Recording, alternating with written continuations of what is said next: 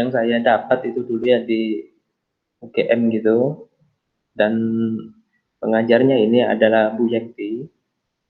Dia itu dosen biokimia, dia sekaligus pengajar biologi molekuler.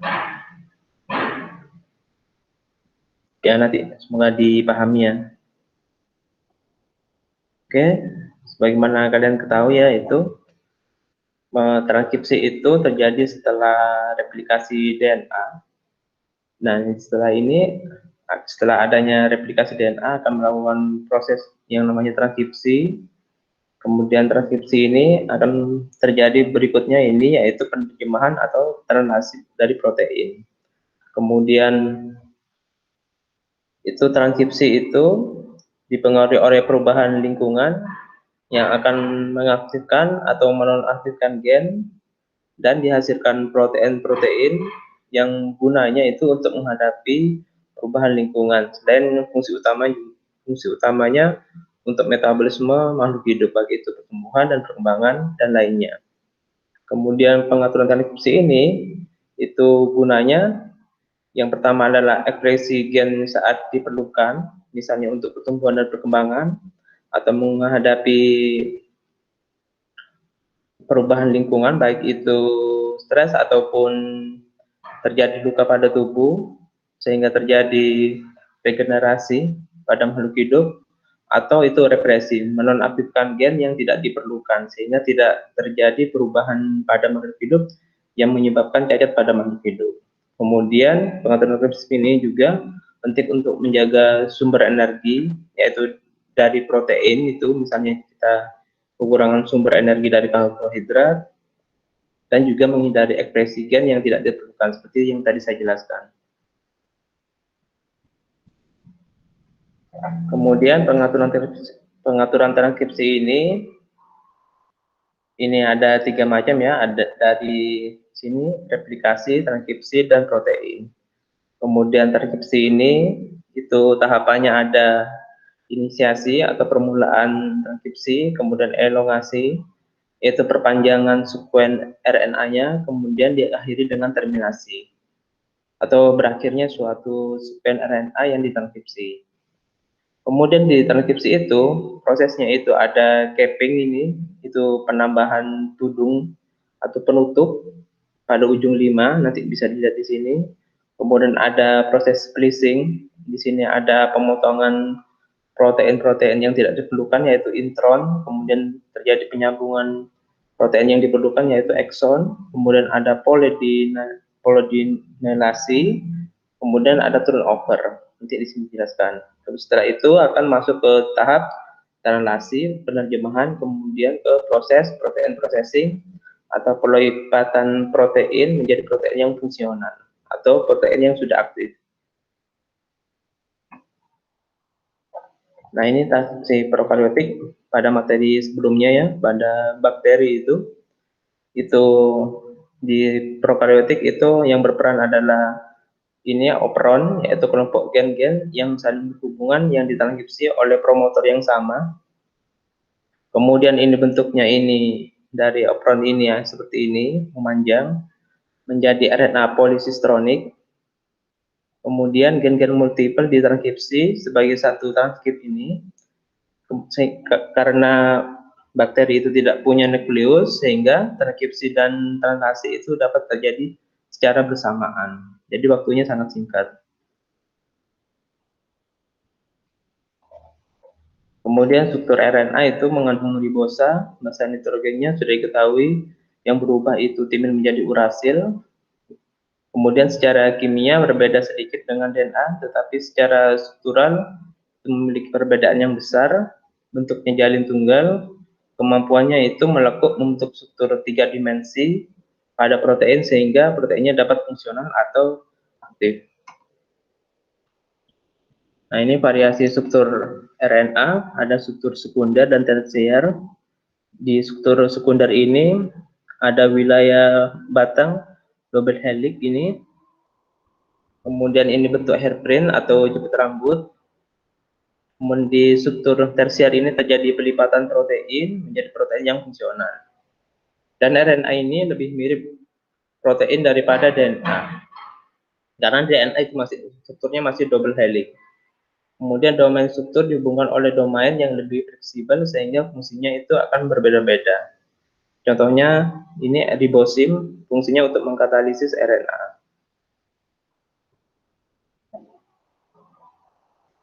Kemudian sintesis RNA ini, RNA polimerase yang menempel pada DNA menyebabkan DNA itu melting atau terbelah dari double helixnya. Kemudian nukleosida ditambahkan dari ujung 5 ke 3. Di sini bisa dilihat ya RNA polimerase itu terjadi pengikatan RNA polimerase itu biasanya pada bagian sini promoternya.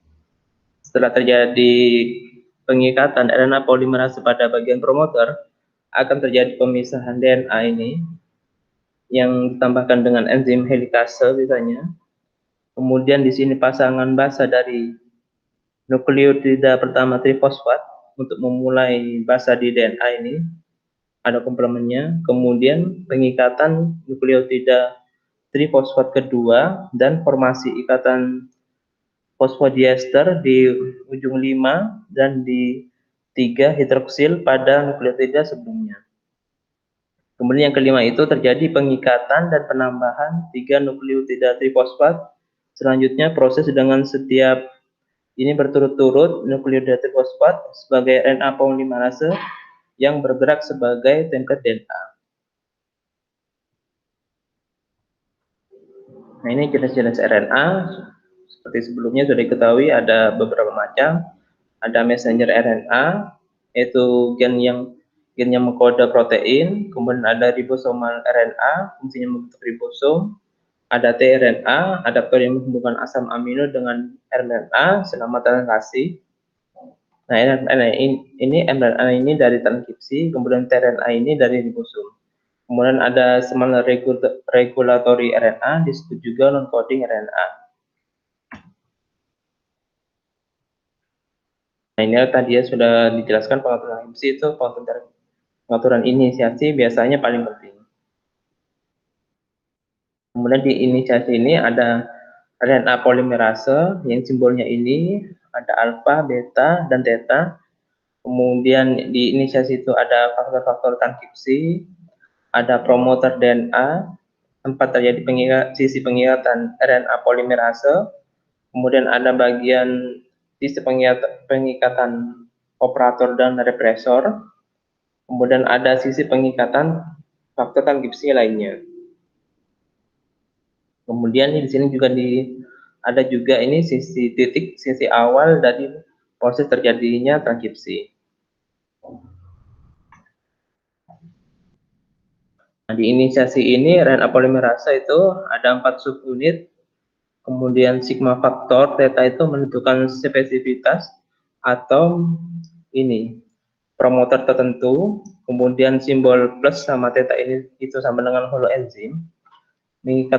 Kemudian ini RNA polimerase itu fungsinya mengikat sekuen pada bagian promoter dan mengkatalisis, mempercepat open kompleks dan transkripsi DNA menjadi RNA. Nah, ini RNA polimerase mengikat sekuen promoter yang tertentu. Faktor sigma itu mengenali sekuen konsensus pada ini angka min 10 dan min 35. Nah, ini Pak, ada pergerakan transkripsi itu dari kiri ke kanan. Nah, ini promotor RNA polimerase, simpangan dari konsensus min 10 dan sekuen min 35 itu mengarah ke ekspresi gen yang lebih lemah. Kemudian faktor sigma ini ada beberapa macam. Di sini E. coli bisa memilih di antara 7 faktor sigma dan sekitar 350 faktor transkripsi untuk mengatur lebih lanjut hasil dari transkripsinya. Ini tipe subunit sigmanya, kemudian ini tipe gen yang dikontrol, misalnya untuk pertumbuhan atau housekeeping, kemudian gen yang dikontrol ini pada bagian ini. Ini juga sama, ini juga. Tapi kan yang dikontrol ini misalnya respons stres N2, kemudian ada gen lainnya ini. Kemudian ini kontrol lac operon pada bakteri. ini represor biasanya itu pengikatan represor ini mencegah RNA polimerase untuk terikat ke bagian promotor. Jadi kalau di sini misalnya ada represor yang melekat itu pada bagian operator, sehingga nanti RNA polimerase ini tidak dapat itu terikat pada bagian promotor sebelum bagian operator itu di sini. Kemudian sebuah aktivasi faktor transkripsi yang ditemukan itu diperlukan untuk ekspresi lengkap dari lac operon.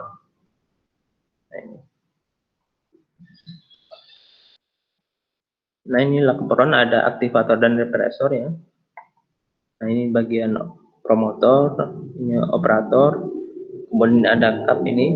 Jika tidak ada laktosa, kemudian ada glukosa, menyebabkan ini kam ini menjadi rendah dan ini tidak mengubah represor sehingga represor ini melekat pada bagian operator, kemudian cupnya ini tidak terikat ini pada sisi di sini, kemudian tidak terjadi transkripsi RNA.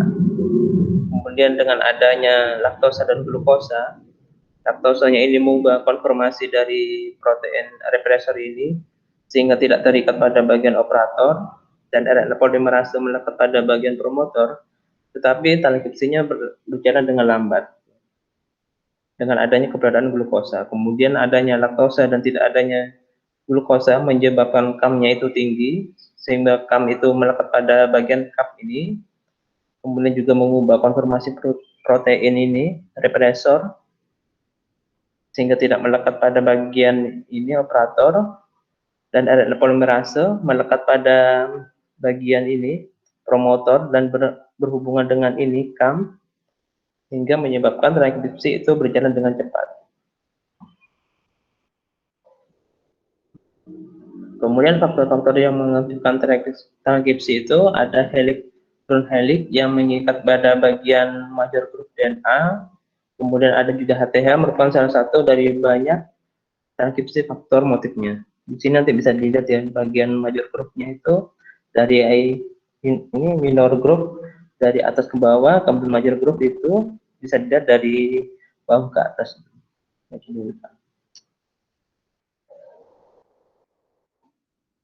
Kemudian pengikatan kofaktor mengubah konformasi. CRP itu mengikatkan induksi perubahan arus tadi. Ini di sini dilihat dengan adanya glukosa menyebabkan kam itu menjadi turun produksinya, sehingga di sini di lac operon CRP-nya tidak terikat. Tadi itu sudah dijelaskan. Dan di sini pasti ada bagian represor yang mengikat pada bagian operator sehingga tidak terjadi transkripsi. Kemudian dengan keberadaan glukosa yang tidak ada, mungkin di sini juga ada laktosa, menyebabkan kam itu tinggi sehingga terikat RP-nya pada bagian RNA polimerase dan menyebabkan transkripsi RNA.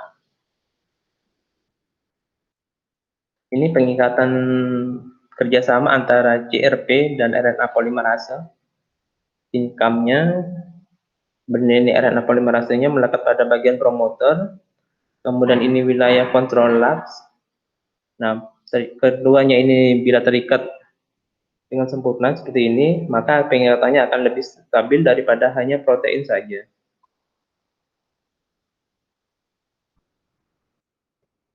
Kemudian ini ada enhancer, itu wilayah aktivasi yang tidak dekat dengan sisi pengikatan RNA polimerase.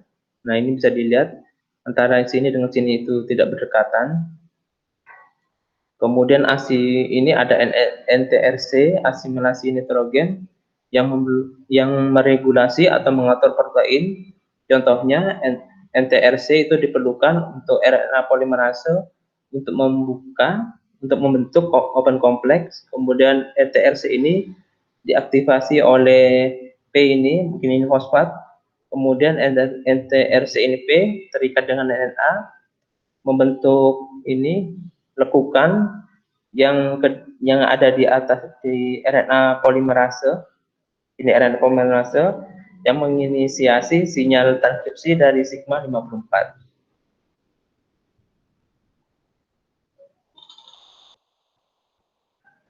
Kemudian kontrol transkripsi sekarang ke arah terminasi. Ini terminasi transkripsi itu bakteri perlu mengakhiri transkripsi pada ujung gen supaya tidak terjadi kelebihan itu produknya sehingga metabolisme berjalan dengan lancar. Ada dua mekanisme terminasi transkripsi pada bakteri, ada row independen yang lebih kemudian ada row dependen. Ini terminasi row independen, sekuen terminasi mempunyai dua ciri, ada serial residu urasil, kemudian darah kaya GC-nya itu fase GC-nya yang sangat komplement, ada sekuen kaya GC membentuk loop atau perulangan, kemudian ada batang lekukan yang menyebabkan RNA polimerase itu terhenti atau terjeda, kemudian residu urasil yang tidak stabil akan menyebabkan rantai RNA itu akan terlepas, sehingga terjadi proses pengakhiran dari itu transkripsi. Kemudian terminasi row dependent, row itu merupakan protein hexamer melingkupi 70 sampai 80 base RNA. Kemudian itu row berikatan dengan RNA menggunakan aktivitas ATPase untuk bergerak sepanjang RNA sampai sisi RNA polimerase membuka rantai ganda DNA atau RNA hibrid. Nah, ini di sini RNA-nya, ini ada RNA polimerase, kemudian ada ribosom, kemudian ini RNA-nya. Terus dia RNA ini berikatan dengan row ini, protein row. Kemudian akan terikat, kemudian nanti di sini akan terlepas.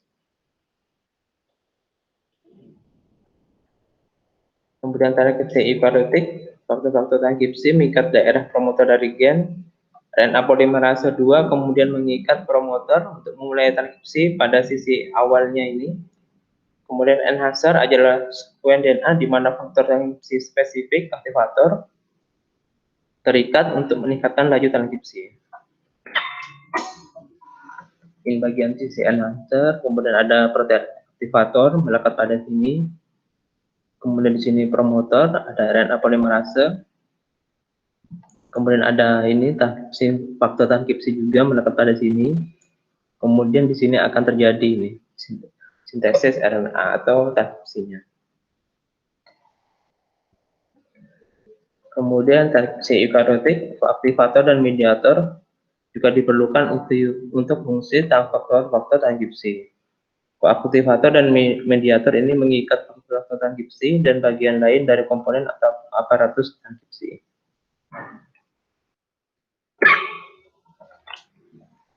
Nah, di sini dijelaskan ya, protein regulasi ini terikat ke DNA di wilayah sisi yang berbeda yang dikenal sebagai enhancer ini. Ketika DNA ini melipat sehingga enhancer itu dibawa lebih dekat dengan kompleks inisiasi. Protein aktivator berinteraksi dengan kompleks yang menyebabkan peningkatan kecepatan transkripsi. Kemudian ada koaktivator. Di sini dilihat ada ini. Itu faktor transkripsi ini fungsinya menyebarkan sinyal dari protein aktivator ke faktor umum. Kemudian faktor umum ini, faktor transkripsi ini, posisi faktor transkripsi ini dari RNA polimerase di sekuen awal protein coding dan menyebabkan pelepasan polimerase untuk menginisiasi transkripsi.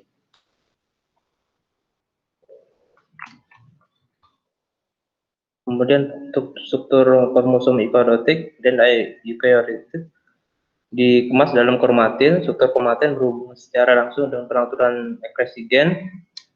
Struktur kromatin itu mulai dengan organisasi DNA dalam nukleosom. Nukleosom ini mungkin memblok RNA polimerase 2 untuk bergabung dengan promotor.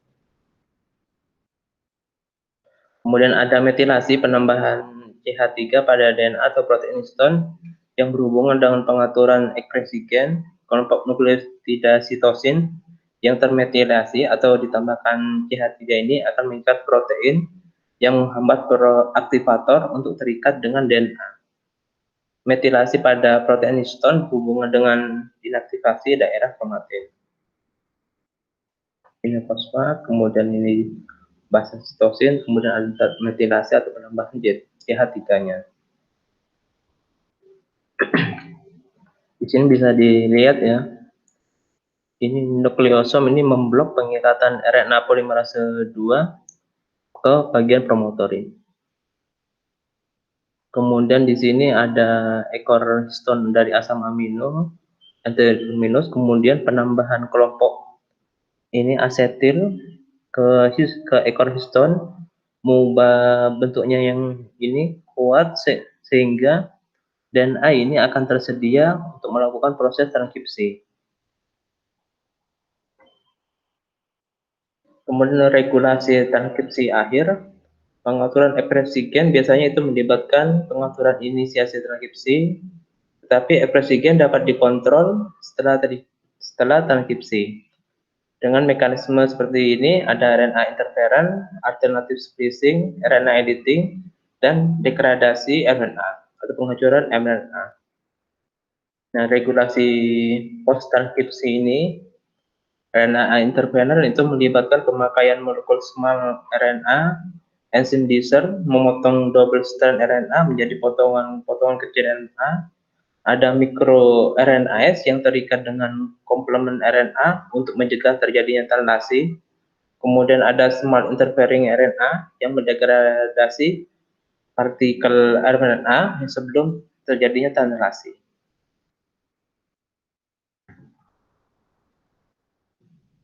Kemudian di sini ini yang RNA splicing itu ya, intron itu dipotong keluar dari RNA yang belum matang untuk menghasilkan RNA yang matang untuk ditranslasi.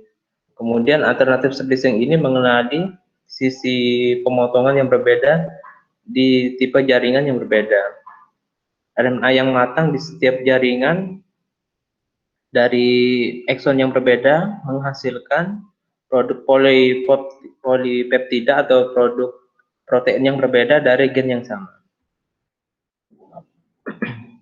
Nah, ini dari transkripsi bisa dilihat ini ada transkripsi RNA primer, di sini masih ada gabungan protein ini ekson, kemudian ini intron, kemudian terjadi pemotongan di sini. Hasil dari pemotongan itu protein-protein eksonnya akan digabungkan seperti ini menjadi RNA yang matang, kemudian akan diproses itu ke translasi. Jadi protein misalnya ini menjadi protein kalsitonin.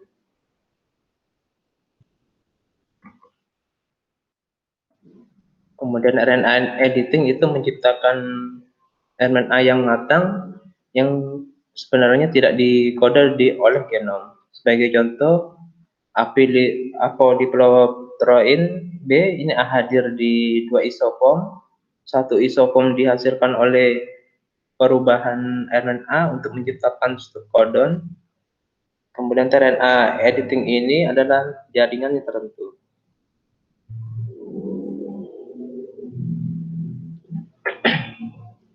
Kemudian di sini regulasi transkripsi berikutnya, molekul RNA yang matang memiliki bermacam-macam setengah kehidupan bergantung pada gen dan lokasi ekspresi jaringannya. Jumlah polipeptida yang dihasilkan dari partikel dari gen tertentu dapat dipengaruhi oleh setengah kehidupan dari molekul RNA.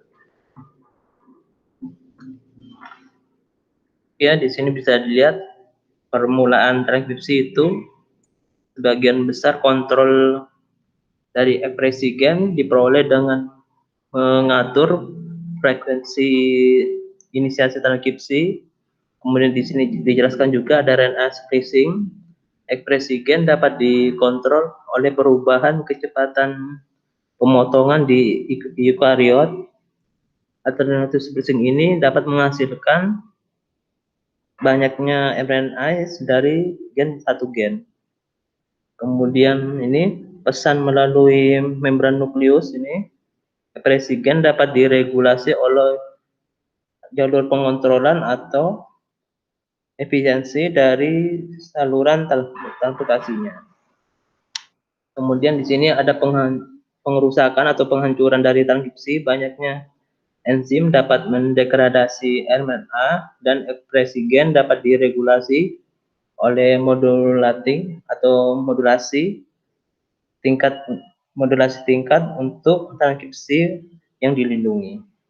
Kemudian yang kelima itu sintesis protein, banyaknya protein mengambil bagian proses standarisasi dan regulasi yang tersedia dari mereka mengubah kecepatan ekspresi gen dengan mempercepat atau memperlambat sintesis protein.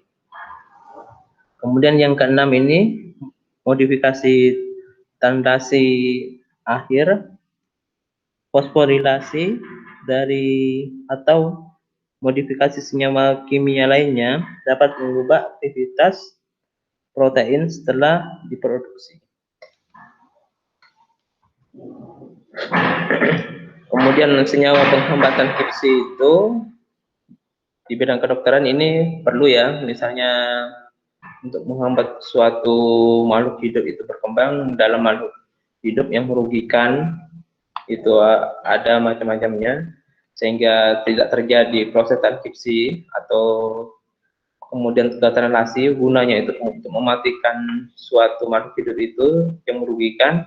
Di sini ada bakteri ini dari Actinosin D, dari bakteri Streptomyces, itu mengikat erat pada duplex DNA, memisahkan diri antara pasangan basa gizinya, menghalangi pergerakan polimerase sepanjang rantai, menghambat baik prokaryotik maupun eukaryotik. Kemudian ada akridin, menghambat dengan jalan yang sama dengan actinosin D.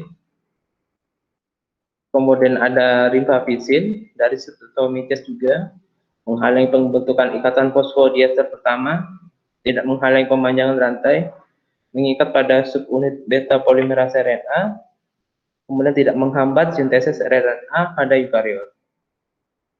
Kemudian hanya ada alpha amanitin dari jamur, spesifik inhibitor pada sel hewan, dari jamur Amanita phalloides, menghambat enzim RNA polimerase 2 pada eukariot, tidak menghambat sintesis RNA prokariot dan jamurnya sendiri.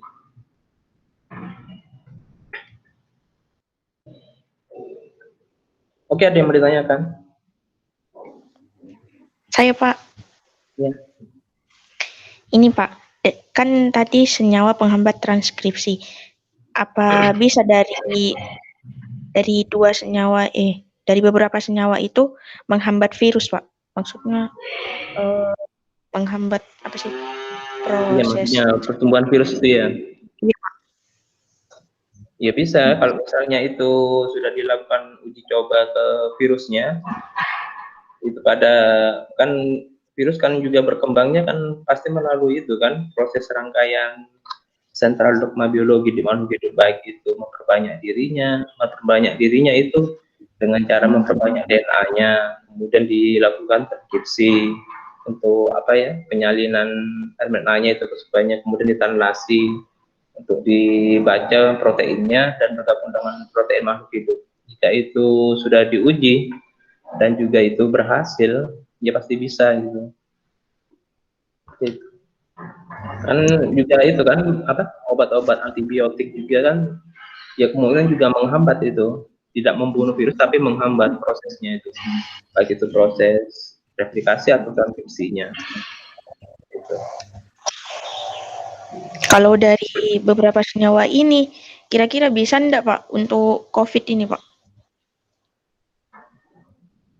Kalau itu ya saya belum tahu ya, soalnya kan biasanya sih ada penelitian sebelumnya tuh, misalnya kayak tadi ini ada, nah mungkin dari ini alpha amanitin, misalnya pengaruh ini terhadap apa ya, terhadap proses transkripsi dari COVID itu. Jika itu sudah ada penelitian sebelumnya dari jurnal itu yang meneliti, ya pasti bisa gitu. Tapi kalau hasilnya belum ada seperti itu,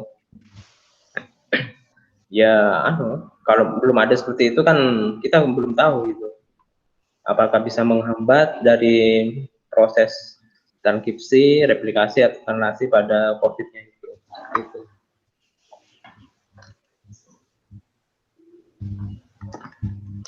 Terus ada lagi? Ini, Pak, di slide 39 itu Di? kan tadi di Mana? slide 39. 39. Iya. Nah, ini. Nah, ya itu kenapa hanya setengah dari mRNA, Pak? Ini jumlah polipeptida yang dihasilkan dari partikel dari gen tertentu dapat dipengaruhi oleh setengah Iya. kehidupan dari molekul ARN.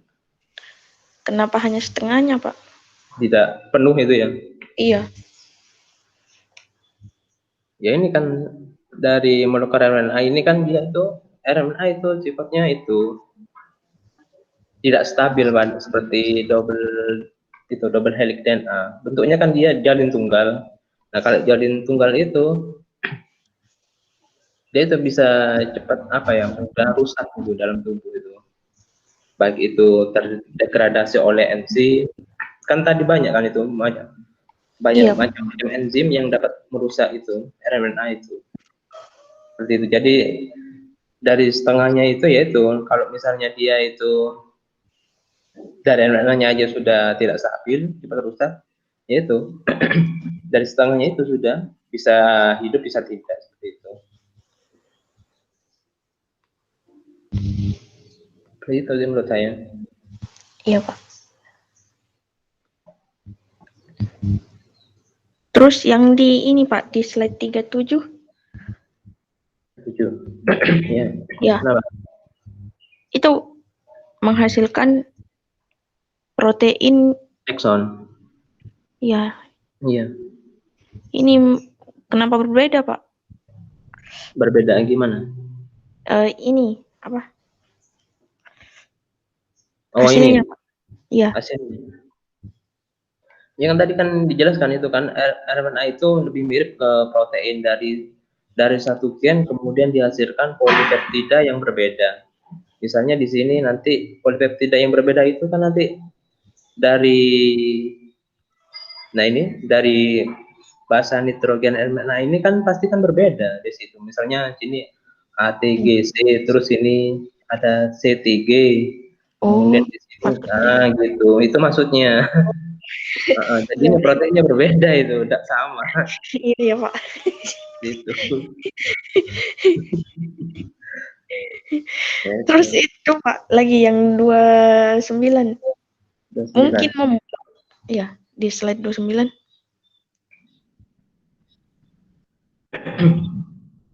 Ya. Nah, nukleosom mungkin memblok RNA polimerase 2 untuk bergabung dengan promotor. Ya ini maksudnya untuk ini, ntar mana tadi ya? Nah ini. Di situ maksudnya itu nukleosom itu protein nukleosom itu untuk membentuk suatu DNA itu. DNA-nya itu dibentuk dulu itu.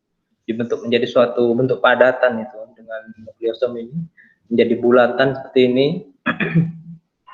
Itu biar nanti itu kalau misalnya terikat itu nanti itu pasti ada kelancaran itu untuk melakukan transkripsi. Nah, di sini ya. Mana tadi?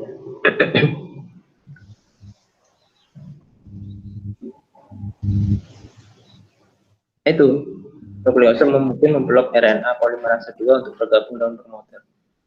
Di sini itu maksudnya dibentuk suatu DNA yang stabil dulu. Mungkin memblok.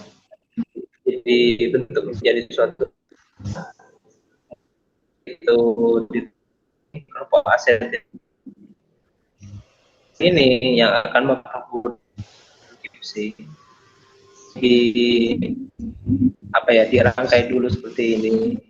So, nanti kalau misalnya DNA-nya itu sudah terbelah menjadi dua itu menjadi RNA itu akan bentuknya itu tetap stabil seperti itu. Kalau sudah misalnya tidak adanya nukleosom itu tidak ada terjadinya pembulatan DNA itu kemudian promote DNA-nya akan terjadi sama enzim-enzim lainnya. Jadi rangkai dulu, dirapikan dulu bentuknya DNA-nya itu untuk bergabung dengan formatin itu. Nah, setelah nanti bentuk rangkanya sudah rapi dengan kemudian ada penambah kelompok ATL ini, sudah melakukan proses transkripsi seperti itu. Gitu. Oh. Tapi ini kan tadi mungkin memblok. Apa itu bisa jadi tidak memblok? Kan tadi mungkin memblok.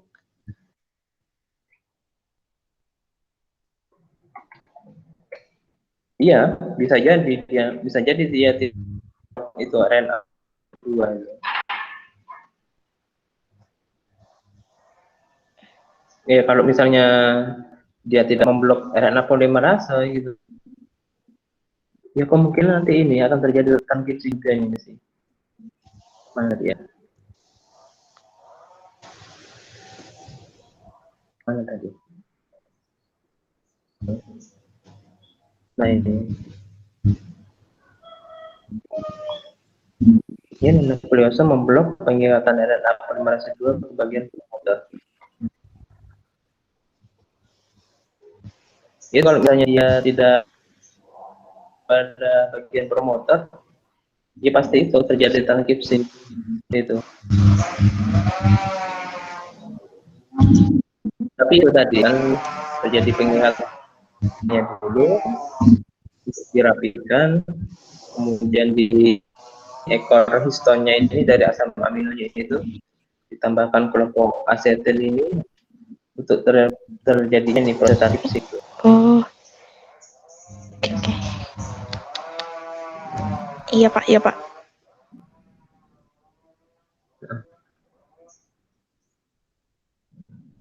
Ada lagi, mungkin Nurul.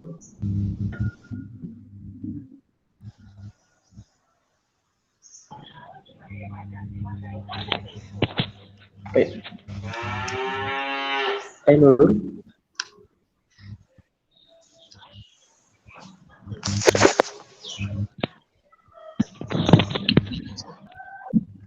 Ini dari semester 1, ya, semester 1, 2, semester 3 kemarin ini sudah ada tugas nggak dari dosen-dosen untuk membuat makalah atau apa gitu?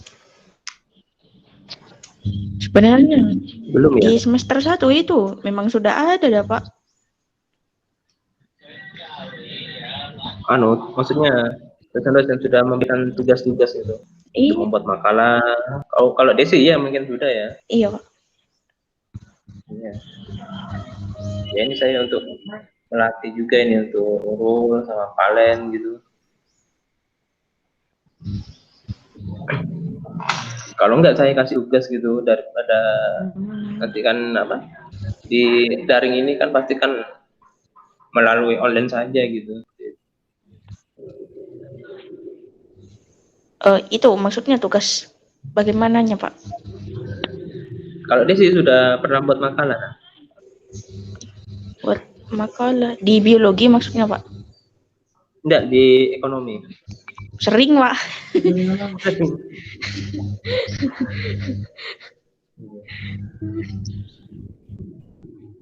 Coba ya nanti dari sini materi biologi molekuler. Iya. Ya nanti nih dari pertemuan 1 sampai sekarang itu dipilih dari materinya itu untuk jadikan makalah. Misalnya di pertemuan ini pertemuan ke-12-13 tentang kontrol transkripsi itu dibuat makalah. Bebas kok kalian temanya yang pilih yang mana gitu. Itu untuk kalian dikasih tahu juga ya. Untuk format makalah kan sudah tahu kan ya sistematikanya seperti apa. Iya Pak. Untuk Nurul nanti ini belajar sama Desi juga. Jadi kalian nanti udah gagok ini buat makalah itu seperti apa gitu. Nanti ini bertahap kok. Nanti setelah pembuatan makalah mungkin nanti di semester ini atau berikutnya nanti saya itu akan kasih tugas. Tapi sebelumnya itu saya kasih penjelasan itu untuk misalnya review jurnal. Belum pernah kan ya? Itu. Di biologi Pak. Di ekonomi sudah ya, mereview jurnal-jurnal. Sering Pak. Oh, ya syukurlah kalau gitu. Nanti belajar juga sama Desi ini. Ya ini nanti untuk tugas hari ini yaitu membuat makalah. Formatnya nanti sudah pasti tahu kan ya. Nanti itu dipilih temanya, materinya itu dari itu materi pertama sampai hari ini. Terus nanti dikumpulkan. Tuh, kok keluar ya? Terus dikumpulkan itu sebelum UAS. Sebelum UAS itu kapan ya Pak? Sekarang kan masih pertemuan berapa ya? 13. Iya. Berarti kurang itu, kurang 2 pertemuan lagi kayaknya. 2 minggu lagi kan? Sekarang kan pertemuan ke-13. Itu kurang 2 minggu. Bulan minggu lagi. Kenapa? Bulan Januari. Iya. Bulan Januari. Gitu.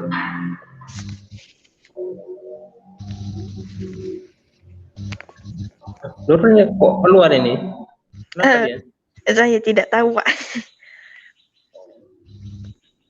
Ya sudah, nanti dilanjut lagi ya, 945. Iya, Pak. Oh, iya, Pak. Ya, SPH. Isinya, Pak, yang biologi molekuler, Pak. Kan buat makalah. Nah, itu isinya ada minimalnya atau tidak, Pak? Apanya? Isi. Maksudnya pembahasannya itu batas minimal sama batas minimalnya itu berapa, Pak? Kalau enggak memberatkan kok. Satu lembar aja pembahasan sudah bagus kayaknya. Asalkan itu tepat pembahasannya. Tidak apa ya. Nanti ada latar belakangnya, terus nanti itu dibahas lagi di situ. Pembahasannya bisa menurut kalian ditambah misalnya ngambil dari referensi jurnal gitu. Gitu. Kalau misalnya bisa jangan dari blogspot ya. Iya. Ya. Gitu.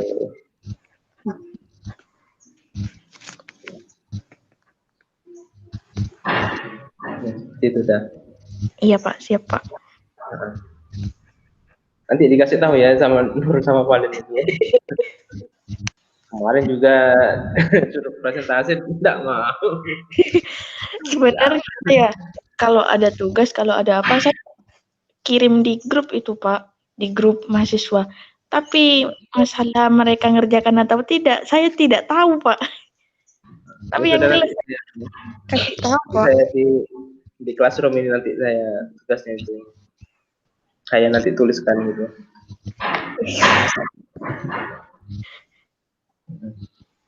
Ya sudah, saya akhiri dulu ya. Iya Pak. Saya persiapkan juga untuk upload. Terima kasih. Assalamualaikum warahmatullahi wabarakatuh. Waalaikumsalam warahmatullahi wabarakatuh.